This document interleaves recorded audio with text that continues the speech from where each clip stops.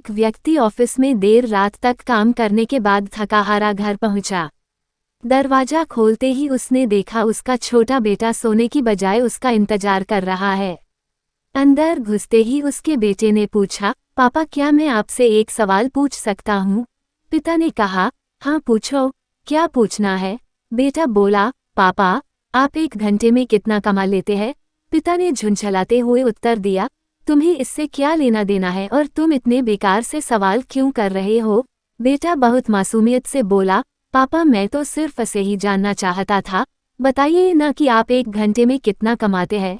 पिता ने गुस्से से उसकी तरफ देखते हुए कहा, नहीं बताऊंगा, तुम जाकर सो जाओ। यह सुनकर बेटा दुखी हो गया और वह अपने कमरे में चला गया। उसका पिता अभी भी गुस्से में था और सोच रहा था कि आखिर उसके बेटे ने ऐसा क्यों पूछा। कुछ समय बाद उसका गुस्सा शांत हुआ और वह अपने बेटे के कमरे में गया। पापा क्या तुम सो गए? बेटा नहीं पापा मैं सोच रहा था कि मैंने तुम्हें बेकार में ही डांट दिया। दरअसल दिन भर के काम से मैं बहुत थक गया था, इसलिए तब तुम्हारे सवाल का जवाब नहीं दे पाया। मुझे माफ कर दो। वैसे मैं 1 घंटे में 100 रुपये कमा लेता हूँ। बेटा खुशी से बोला, थैंक यू पापा। बैठा खुशी से उठकर अपने अलमारी की तरफ गया और वहां से अपने गुल्लक को निकालकर उसे तोड़ दिया। फिर उस गुल्लक से ढेर सारे सिक्के निकाले और उन्हें गिनने लगा।